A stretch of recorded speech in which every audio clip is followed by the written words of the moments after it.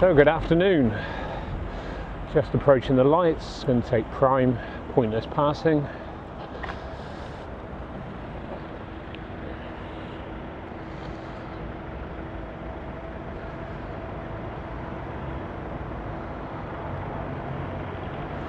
So it reminds me of a Silvio video recently where he went on the inside of the vehicle and then complained about them trying to overtake and hitting a speed bump, which again they should give him space, but why would you put yourself in such a dangerous position? If I was to go to the left of that vehicle by the curb, there's a risk it could turn left even though it's not indicating, the car behind's indicating, and I'm going to gain nothing when we pull away. There you go. I'm staying behind, the car behind me had nowhere to go, looking to overtake, not the best places, staying back, constantly monitoring him, going to go around the car, going to keep a reasonably strong position to deter that driver because I've already identified they're not the best at overtaking. I think they've learned to think twice.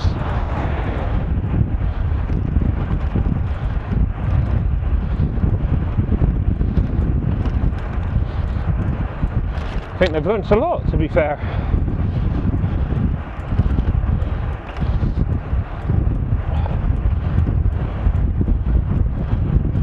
I think that's a good example of using road position and being aware of what's happening to A, deter a pass, but also to be aware of it and to keep yourself safe. Because if they'd have kept going, ultimately I could alter my road position.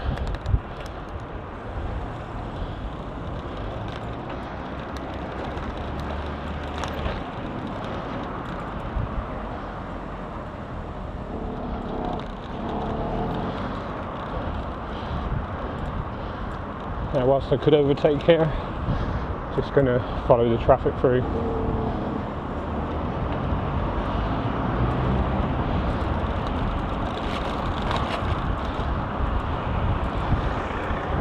Even though it meant braking, safest position was just to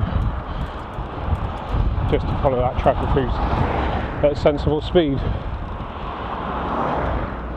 I would have gained a few seconds to have got ahead of those cars, and at what risk it wouldn't have been pointless. And would have saved me a few seconds. But when I appreciate in a city, a few seconds here, a few seconds there add up. But that's irrelevant because at the end of the day, safety is paramount. And if you live in a city, it shouldn't be an excuse to act dangerously. You know, you just need to act sensibly. You know, back there I was on the brake several times, as I am now following this van, even though the van's overtaken me.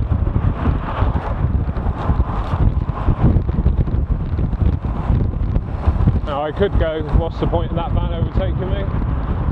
You know, I can see it's stuck in traffic, but a little bit further down the road that van will be gone. And actually for me, the safest place for a van is in front of me, not behind me.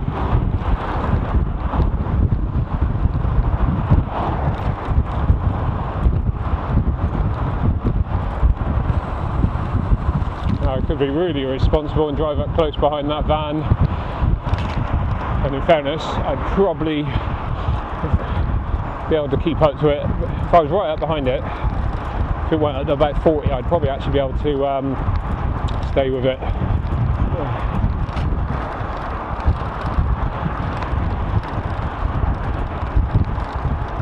But by staying behind, I won't be able to because I'll hit a wall of air. So again, I've seen quite a few. I know, hands up, I've done it myself. That's why I know you can hit 40 along here behind the van, because when I was younger, I was stupid enough to do it myself.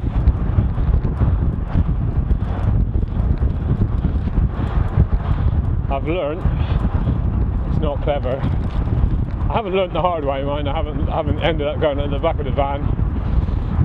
But A, it's not clever, and B, it just portrays cyclists as being reckless. And whilst we're all individual, I don't want to be seen to be, you know, I'm proud to be a cyclist, I'm a keen cyclist, I enjoy cycling, and I want to portray cyclists as being responsible. Like I said, I used to be reckless. I've grown up, I've learned.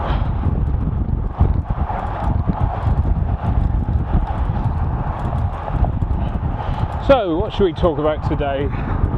I'm on my second week of holidays, 2 weeks annual leave. Just had a lovely break up in North Wales, which was really nice, up near Prestatyn. Lovely, if you ever got a chance, lovely beaches out there, really quiet. In fact, we did enjoy it so much that we did seriously consider moving to North Wales.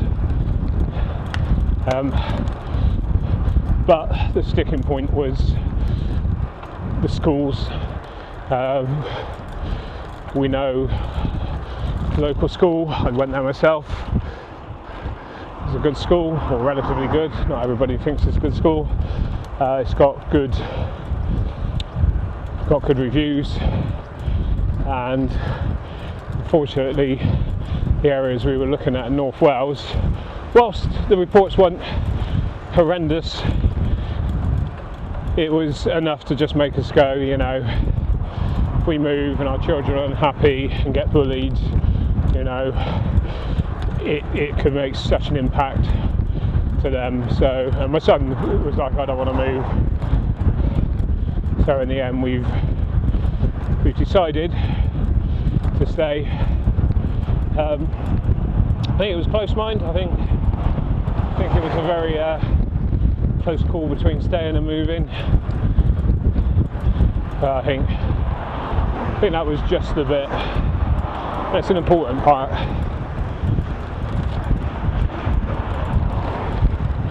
And that would have obviously had quite a serious impact on our children's lives. If we'd moved, it would have changed their lives totally, absolutely totally. I haven't got a crystal ball. It may well have been the most positive thing we could have done for them, and we will, you know, the fact we're not moving, we will never know. Which kind of brings me on to the subject I've been discussing with a chap on YouTube. Systemic racism. I find this a very interesting subject in respect that nobody seems to be able to define systemic racism, as in, give me an example. A gentleman I've been chatting to, 26-year-old young black man, I asked him to give me an example of systemic racism and in the UK, and he said school history lessons are systemically racist. Now I can see his point, but he doesn't feel that history covers that. I mean, God knows what the history lessons. I remember Battle of Hastings 1066, you know, and I vaguely remember that. But anyway, he didn't believe it covers history of black people accurately or in depth enough. So let's look at what history incorporates within primary, secondary schools. Well, firstly, history is a very vast subject, a hugely vast subject, you know, and studying at school, you're only ever going to lightly touch on subjects, aren't you?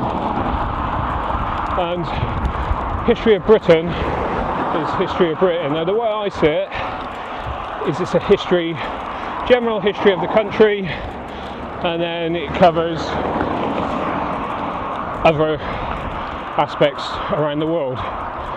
So this chap, who hopefully I'll get his name soon, because having a really, it's good to discuss things like this, to either prove things right or disprove myths. So anyway, history apparently systemically racist. Well,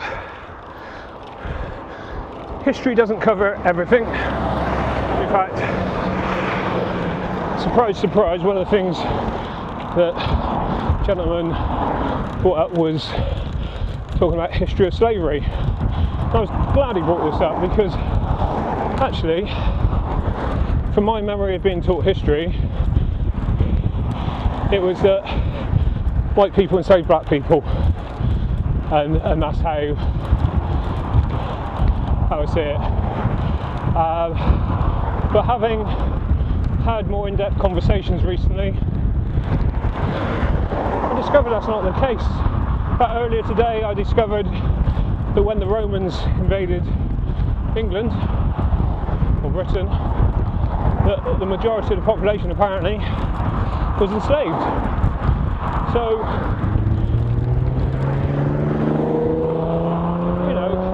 how does that make me feel? Well, knowing that the country I live in, my people were enslaved. But let's backtrack. My people? I don't know who my people are. My knowledge of my family go back to my great-grandparents. My knowledge generally of my great-grandfather is that he was a strict man, and he had a fruit and veg shop. And this is from my gran. I don't know what his name was. I don't know what his wife was called. I know my gran had something like 13, 14 brothers and sisters. Not brothers and sisters, brothers or sisters in general. I know very little about them. But that's all I know. I don't know any further past that. So when it comes to talking of my history, it's not really my history, because what is my history? Am I a descendant from a Roman? Did my family move here after the Romans? Did my family move here, or have they always been here? Did some of my family move here? Am I the product of one of my family members being raped? I honestly have no idea. So when this guy is discussing history, and he says that, I know my history because it's taught in school. My history is not taught in school. The history of Britain is taught in school, or some of it. It's certainly not in depth. One thing this gentleman mentioned was the fact about Winston Churchill and Britain are seen as like saviours to the world with the war, and he doesn't believe that's the case. And Churchill's got some really bad views, which I believe was highlighted in more of a recent the Churchill film, whatever it was called. It was a very good film.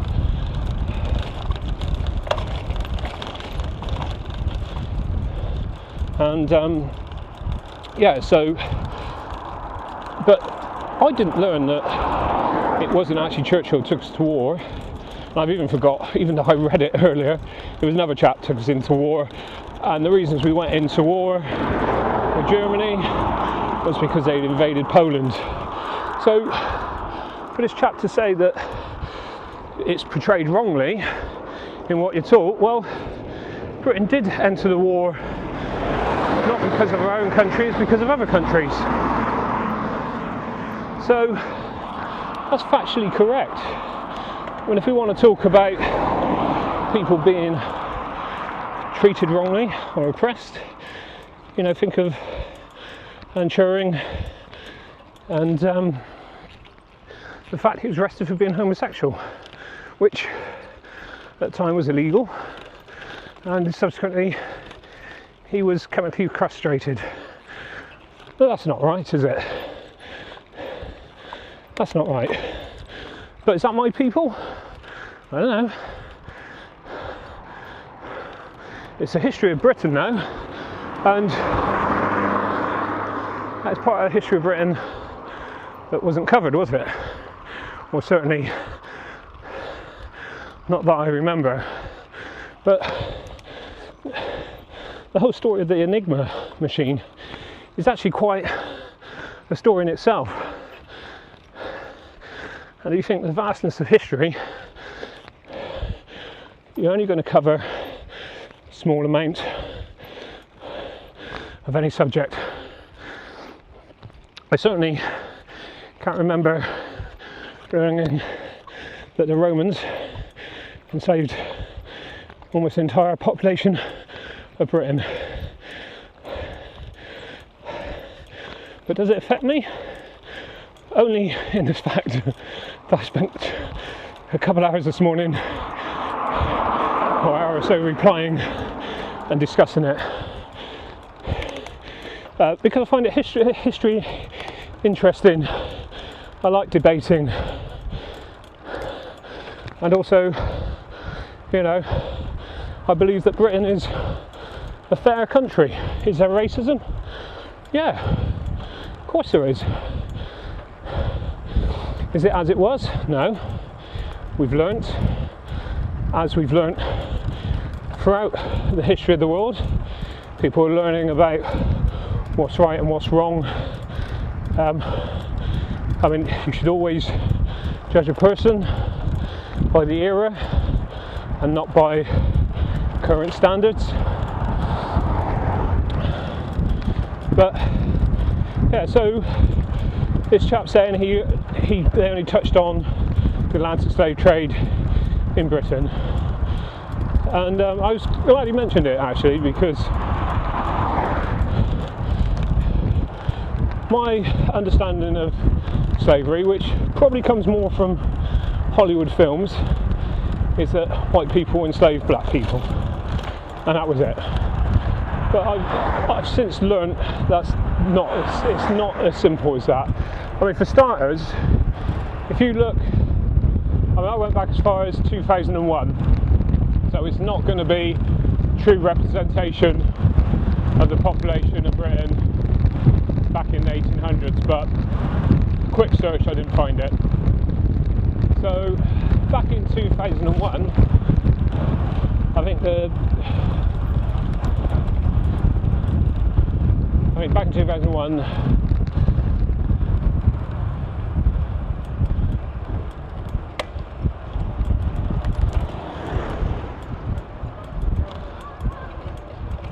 in 2001, I think the black population of the UK was something like 2-3%.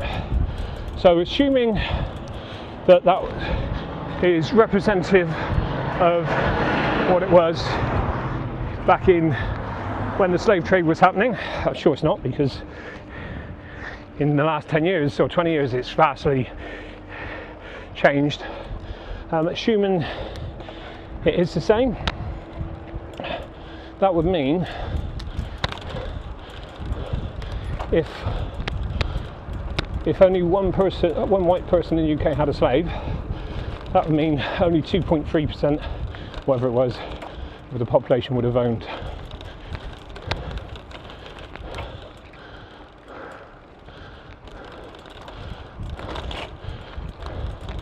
Yeah, so whatever the statistic is, 2.3, whatever it is, if the statistic's the same, and assuming every single person here today arrived as a slave, which is definitely not true, it would mean that only 2.3% of the population owned a slave. Now, people who had slaves didn't have one, did they? They had several.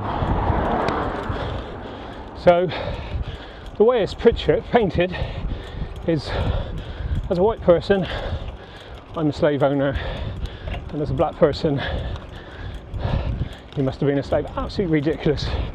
Absolutely ridiculous way of portraying it. And we talk about poor portrayal. I think that in today's modern society has a real negative impact on a person being white. I mean, like I said just now, I don't know my ancestry going back very far. I certainly know that the area that my family come from in Somerset, certainly while I was growing up, that actually there was practically zero ethnic minorities in the county. It's slowly changing, which is good. One of my best mates at work, I've mentioned him before, is a black guy who's here from Somalia. Again, he's chose to come to the UK, to live and to work. He's also Muslim. We talk about religion, talk about race, and we respect each other. We get paid the same. We do the same job. So, yeah. So going back to that, I think it has a negative effect on white people, and I think that's a reflection in the fact that this chap believes that the history taught is systemic racism. I mean, firstly, history classes are taught inclusively to everybody, not just taught to white people. In fact, he did say that, you know, black people weren't allowed to read, do this, do that, which was the case. But that's not the case today, and we are talking about systemic racism in 2020, not 1820, or whichever year you want to go back to, even 1920. You know, that's then, this is now.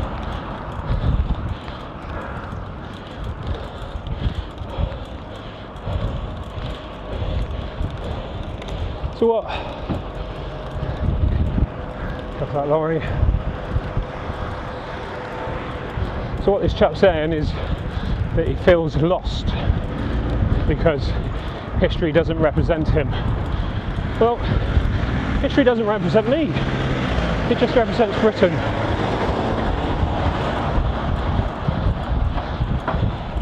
You know, I don't know this guy's full background. I'm assuming he's at 26, he's born British, based, not just guessing, based on the fact he said about people, ancestors being brought here as slaves. Again, is he talking about black people in general, or does he specifically mean his own relatives, because he knows that of a relative who was brought here? I don't know.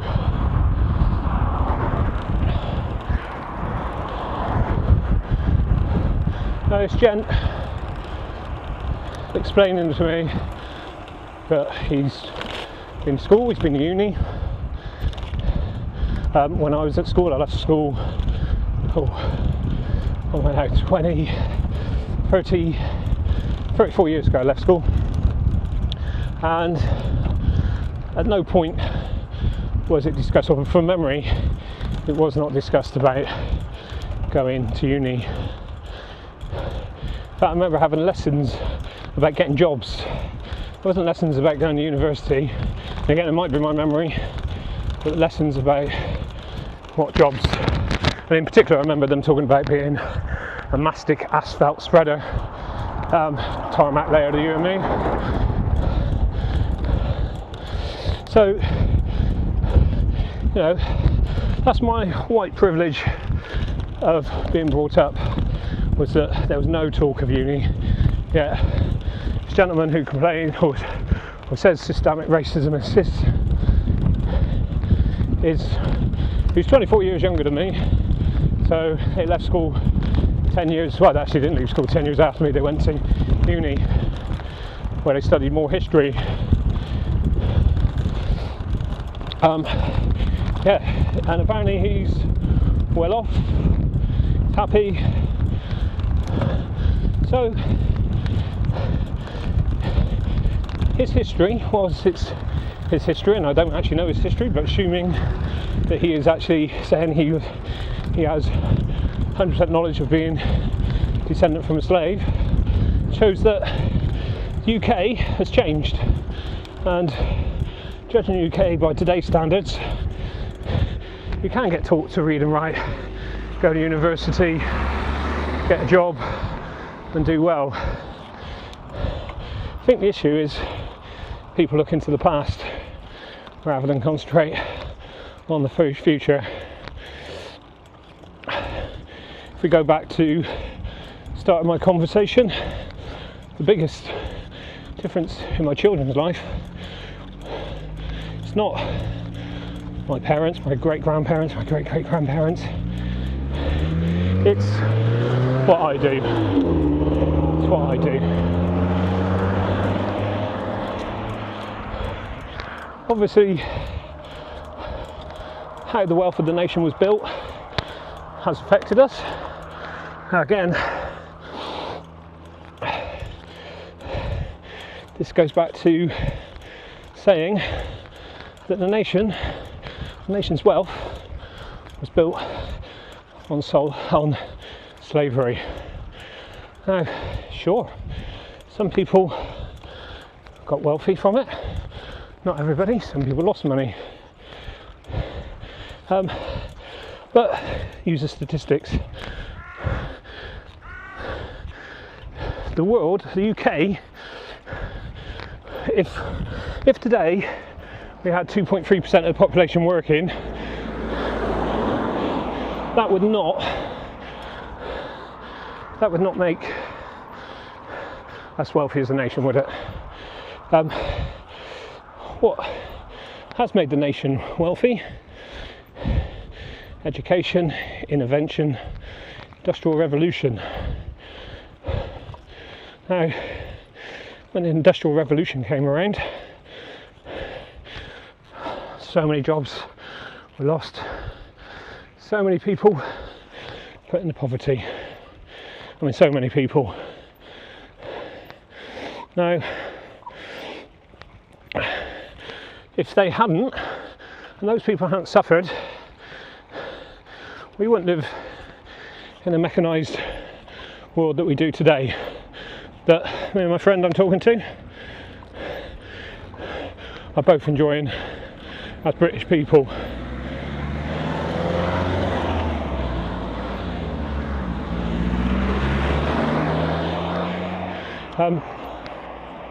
Going back to the slave conversation, and I've mentioned this before in other videos, it was Africans enslaving fellow Africans in Africa and selling them to Europeans is how we have the slave trade. Something that wasn't portrayed. Oh, mate. Oh. You going that way? Go on.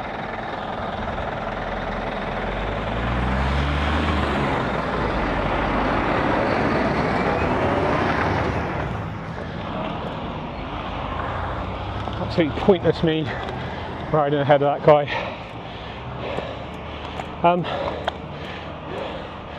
So yeah, you know, there's a huge part of history that's missed off.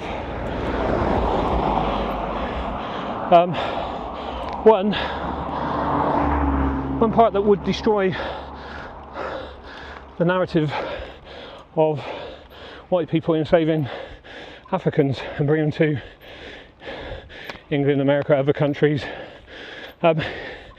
is the fact it was all races involved. After a period where slavery, so Atlantic slave trade, came after history of countries having slaves of all races, and it was all races who helped end slavery, because society grew, become more understanding. Hope we continue to grow.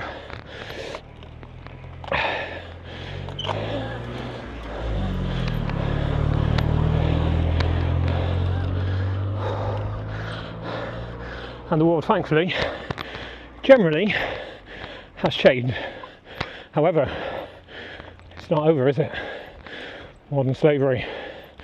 People still enslaved. 2020. It's illegal, but it happens.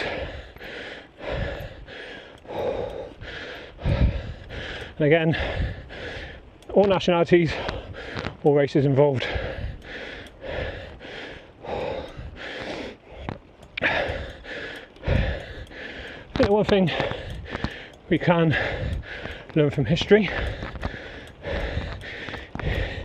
is better ways to live in the future. I mean, history historically is written by the victors. However, more history in the UK today does not whitewash it as it's portrayed.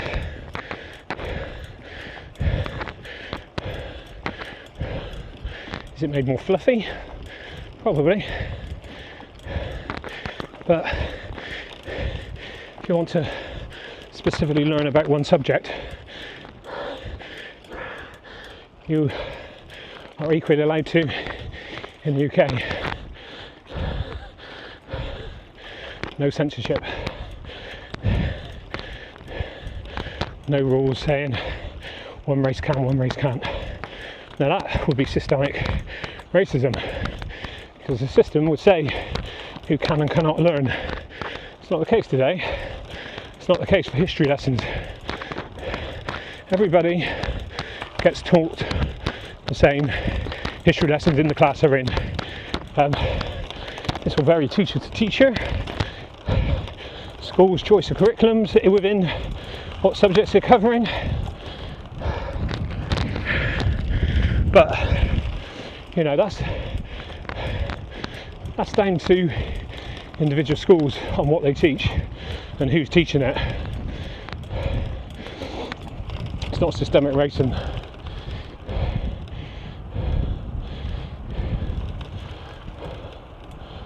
In fact, I'm pretty sure, reading through what could be taught, pretty sure it said could include, not must include, on the syllabuses. And I would say, as a grown man, I've looked more recently, often through films which aren't always portrayed correctly. I do watch a film and do more research. I don't just take it as face value, especially see films based on true stories.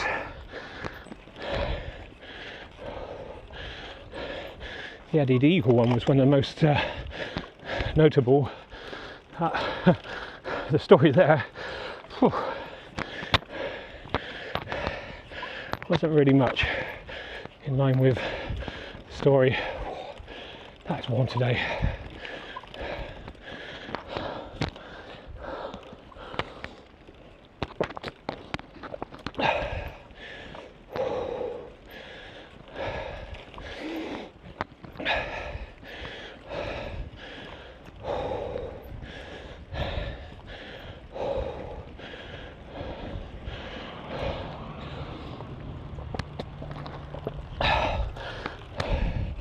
I have asked the gentleman what he believes should be included. Obviously, his inclusion would solely be based to satisfy his own personal wishes, wanting to portray his own personal background. Doesn't necessarily cover other people, regardless of skin colour, or their experiences and how they moved to the UK, if people knew that. Equally, as I said, you know, I don't know when my family initially came to the UK, or whether my family line initially originates from the UK, and it really does not, other than piquing my interest, does not affect my life. Does not affect my life any more way than it affects this other chap's. I mean, let's look at the argument. The argument is that he's going to be treated differently because of the colour of his skin. What is he? We all get treated differently by how we look. I've mentioned this before, it's called chinky at school. I'm not Chinese, but I squint quite a lot. And I had the piss ripped out of me. Did it affect me? Yeah. Did it make me not want to go to school? Yeah. Could I claim racism? Oh, sorry. Doesn't count. But bullying's bullying.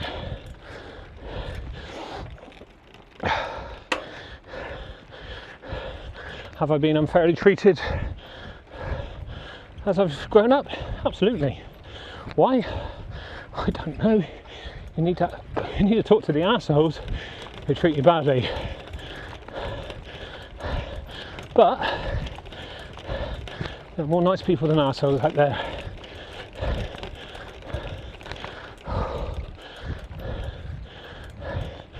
And it goes the same, whatever your skin colour is.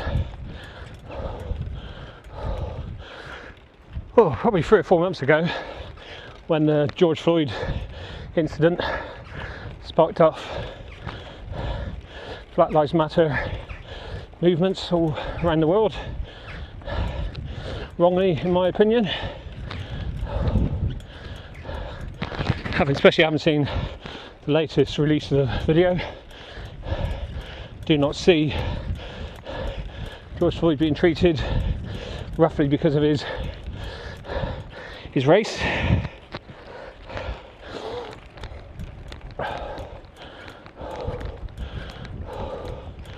If someone would disagree that he's treated roughly because of his race, I'd like to know what evidence there is. And I'm not talking the fact that one person was black and one person was white. I suggest you watch an episode of South Park, like the South Park flag, and how Chef deemed it to be racist, and yet the children didn't see it as racist. Very poignant cartoon film.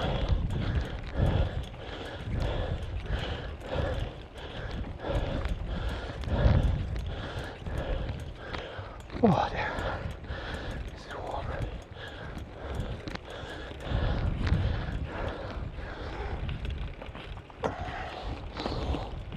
Oh fuck.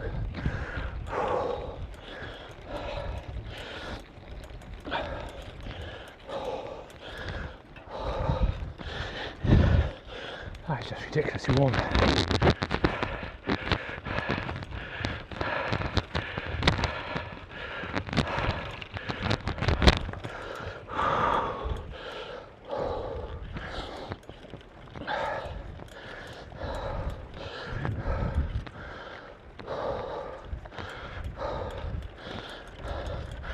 I must also say, shout out to another colleague of mine who's a black British man, originally from London, moved to Bristol, and he was telling me about how he got laid off once from a job I think he'd been doing for something like 8 years.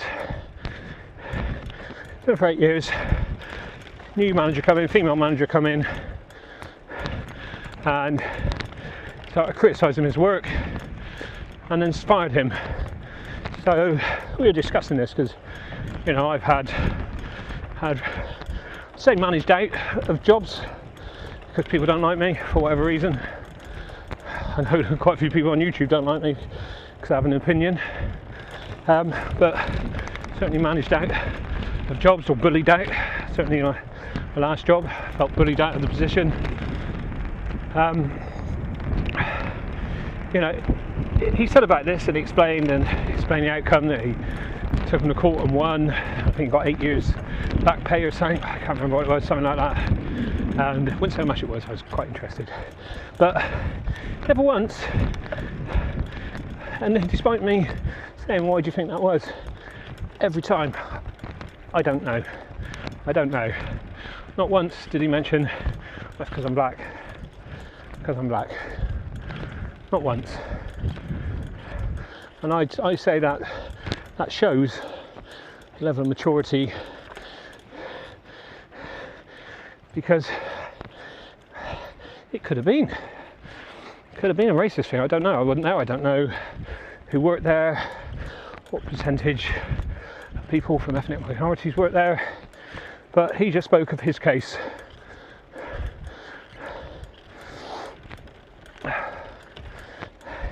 Equally, another chap I'm friendly with at work, we were talking about stop and search one day, and he said when he was younger, he used to get stopped and searched a lot. He doesn't now, he's older. But he openly admitted that he used to play the race card at school. Misses it because we was black, you know. So everything works every way.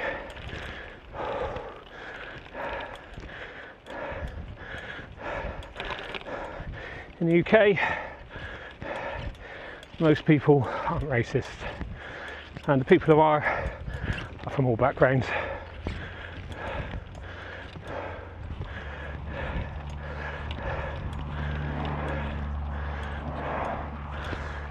So anyway, in conclusion, just because history is not taught how you would like it to be, doesn't make it systemically racism. Could it be improved? Couldn't all subjects? Could it be more inclusive? Well, where do you draw the line? Where do you draw the line on whose history you're prioritising over another? I mean, like I said, at the end of the day, it's the history of the country, history of the world. That's happened.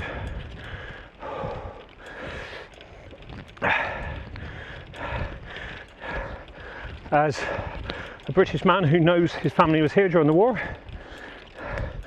I happily go to Germany. I've been to Germany. I love Germany, a nice place.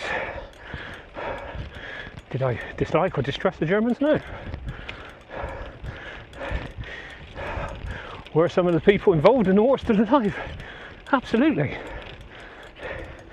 That's history. Do I blame the children for what their forefathers did? No. Well, I don't actually know if Hitler had any children. Would I blame them? Not in the slightest. It's not them, is it?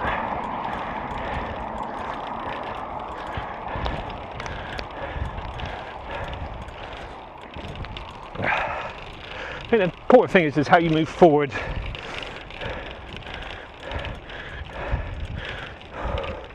Well, incidentally, I think someone was saying recently, I'm not sure whether it's the war or whether it was actually the abolition of slavery. I think we've only literally just finished paying that back as a country. And what about the wealth of the slave traders or the Africans who sold slaves that they amassed? What happened to their wealth? They didn't give away the slaves, they sold the slaves, they traded the slaves. So what about their wealth?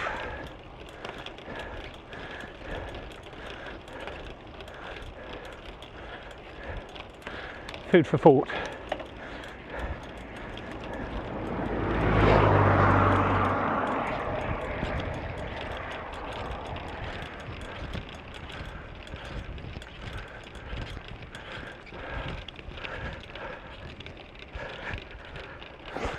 Oh, which road is closed?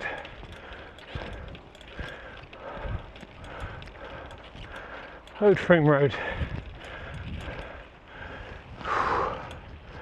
You bar stewards.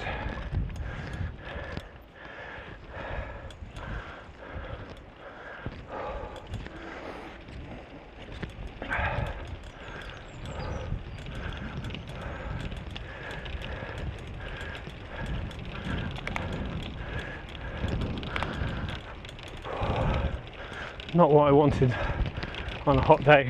I feel pretty poopy.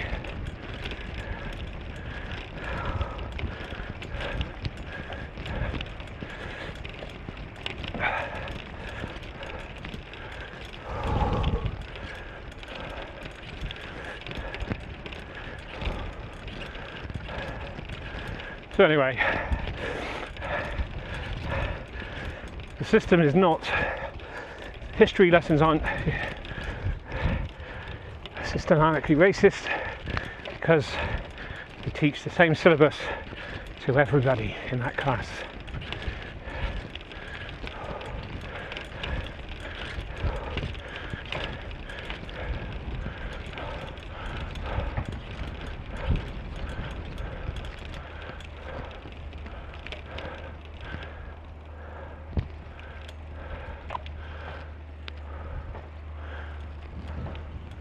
Let's go down and get some fresh air at least.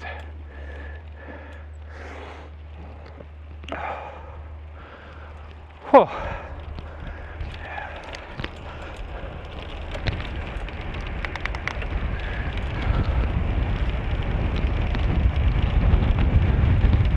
Oh.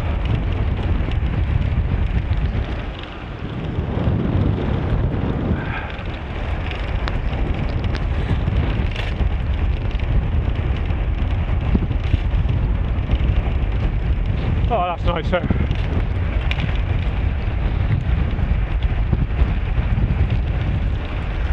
I was hoping the weather was going to change and we'd get a bit of rain. But never mind. Whilst I squint through my chinky eyes.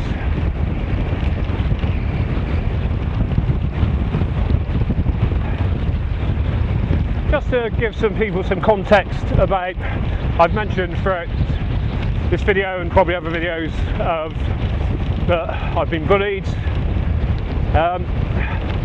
I'll give an example. I work in the care sector, and quite a few years ago I worked for Somerset County Council, supporting adults with learning difficulties, challenging behaviour. Now, and that's my opinion, and I would say I certainly was. I was more enthused at them than I am now, probably because of the consequences of being enthusiastic, but very enthusiastic. And 6 years of working for the company, enjoyed working there, and I had no complaints made about me. 6 years, no complaints, not one, not a single one. Now, bearing in mind, you'd have 6 to 8 weekly supervision, so every week, every 8 weeks, say minimum every 2 months, you'd sit down with your line manager, your team leader, and you would they'd discuss your performance, good performance, bad performance. Now, I've gone 6 years, no complaints, nothing but praise, constantly coming up with ideas, better ways to try and support individuals, you know. Anyway, we amalgamated with a different house, and there was meetings about the amalgamation, quite rightly so, and one of the concerns I raised would be to start working at this house I'd never worked at before and be put in charge, because as support workers you would get paid extra pound an hour to shift lead. Now, it's great when you know how the house works.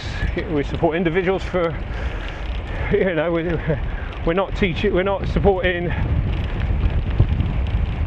the same people, we're supporting individuals, different care plans, different medication, different ways of working, so many different things, different rules and how you support someone. I wasn't going to know that on the first shift I turned up, so I raised that as a concern because I wouldn't want to be put in a position of responsibility I took seriously, it wasn't, I didn't want to do it. In fairness, I enjoyed shift leading because I get paid an extra £1 an hour.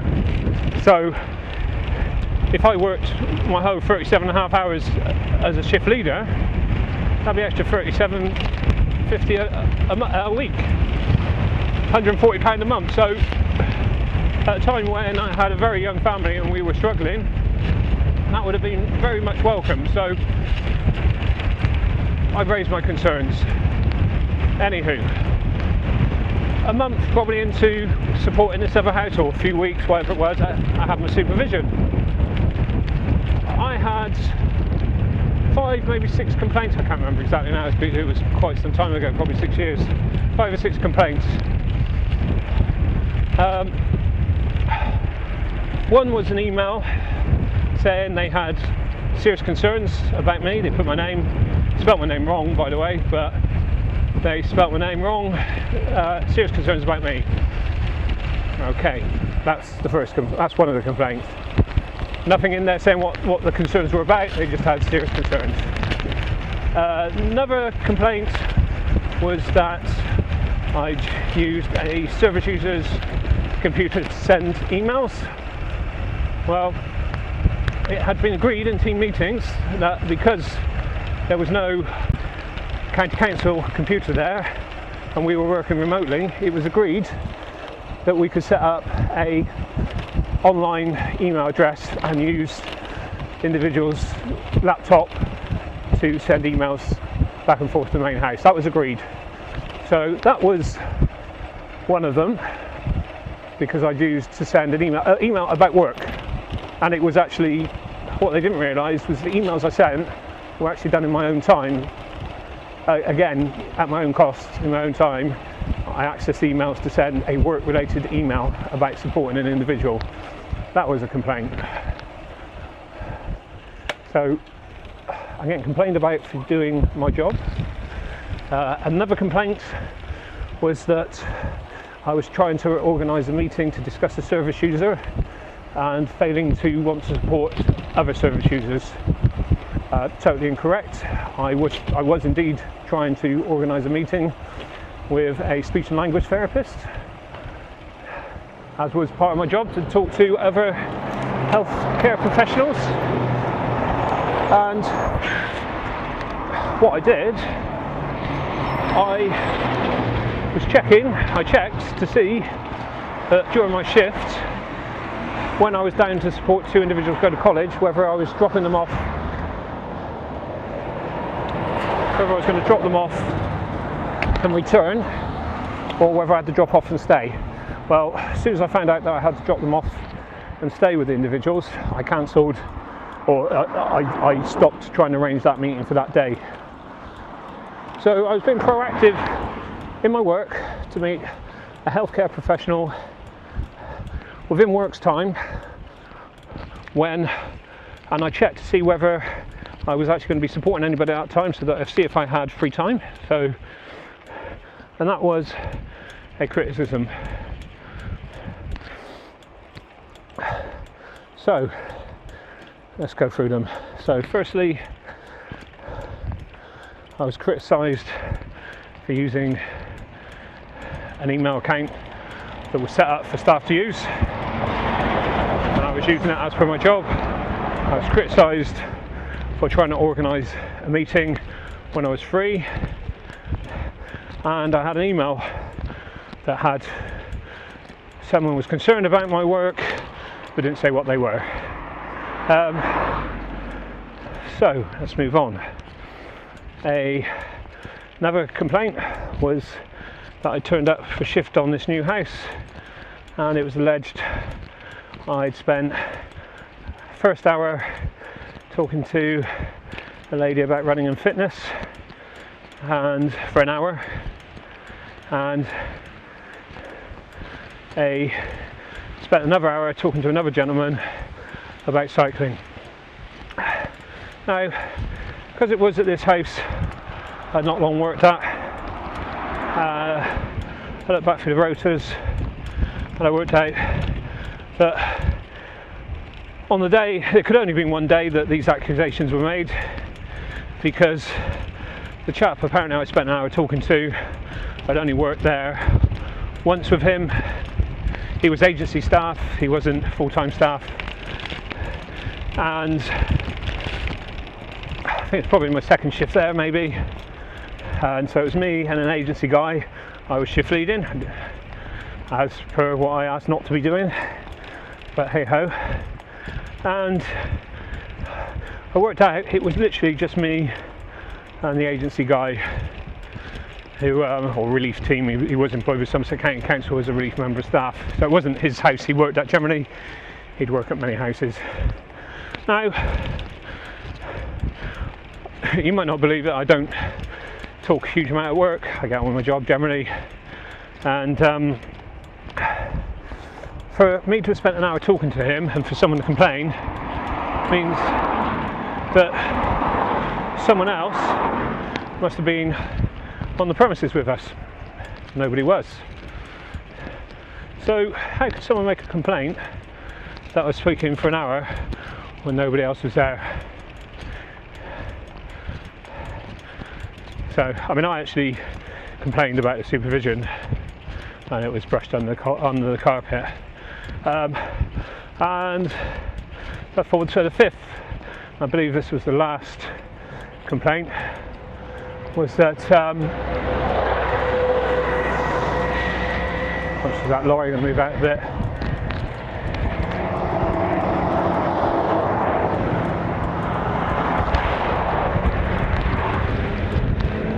The 5th complaint was I was on shift one day and shift leading, I think this was the same shift, and an agency member of staff turned up for the night shift and asked me what they had to do, and I said, I don't know. Said I've only just started working here. Now, hands up, I did say that. During my complaint about it, I raised the fact that I said I wasn't happy with the idea of shift leading a house I didn't know, and yet I was put in charge at a house I didn't know, and also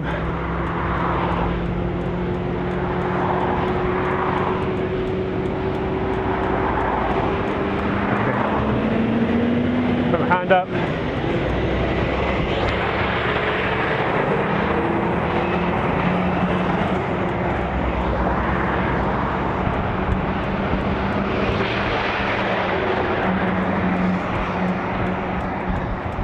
So yeah, hands up, I did. So I didn't know and I went home. Now, as I explained to the lady who handled my complaint, she said, well, you could have stayed on and looked up what to do. Looked up what? You know, I don't know. I mean, it's ridiculous that you have someone who doesn't know the house and don't tell me that it was an agent. I mean, the person who handed over to me didn't hand over that the staff member coming in didn't know the house. I didn't know. I didn't work there. Well, I hadn't worked there. So I didn't know who worked there, who hadn't worked there. Didn't know that they never worked there before. And I explained I was in exactly the same position as when I turned up on shift and not knowing the house. I think we agreed to disagree on that one. So, now, it'd be nice to see what anybody's faults are. But I'd say that is bullying. Now, if I was female or an ethnic minority, I could have claimed sexism, racism. Do you not think? I think I could have done. But this is the thing, isn't it? People are horrible. Some people are horrible, some people just don't like you. Some people just are arseholes. Fortunately, the majority of people aren't. Has that affected me? It has, hugely. I am quite an anxious person now from that, because to be criticised for things that you wouldn't, for doing your job and trying to do your job to a high standard, to get criticised for trying to make a difference without any, without looking into it. It's absolutely ridiculous. Absolutely ridiculous.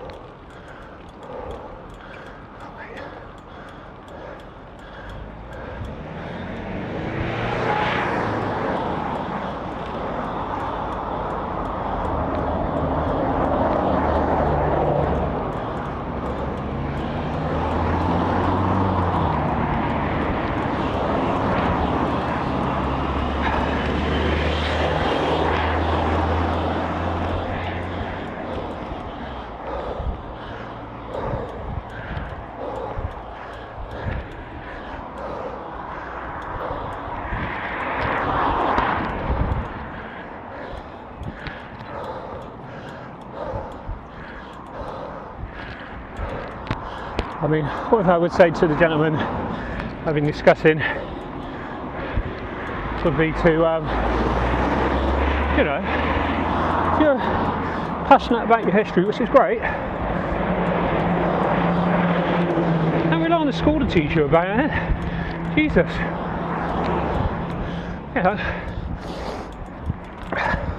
As a keen cyclist, and I used to go cycling, cycling wasn't taught at school as a sport. Why not? I like cycling. I had no idea that you could become a top athlete through cycling.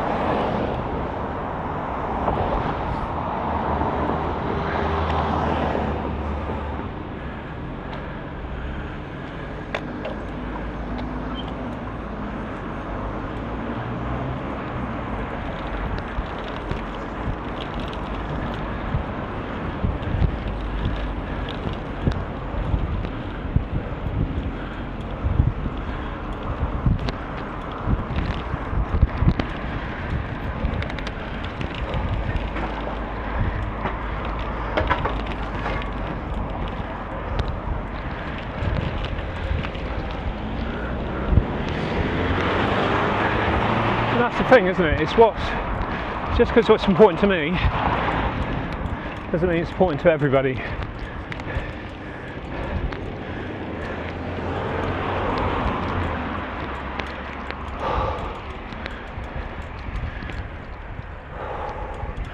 I don't know if I said it, but I mean, history to me is being portrayed as very negative to white people.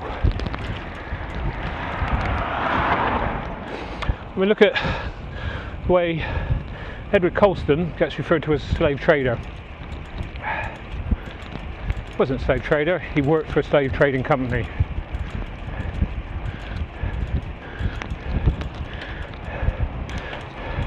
His wealth, whilst nobody knows exactly where it came from, a lot of his wealth is known to be inherited, and also he was known to have made a lot of money as a commodities trader, not slave trader,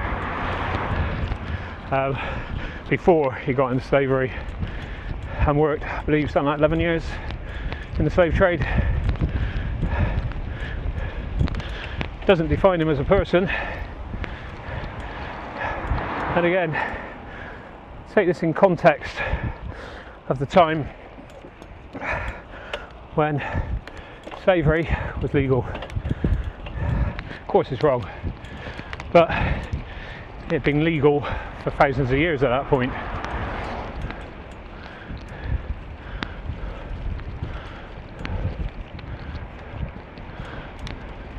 So again, I'm not going to pointlessly filter past three cars. You take crime, or a little bit right of crime, because some people go left there. I'm conscious of that. And also I'm going to turn right here. I think he was actually trying to squeeze through, but never mind.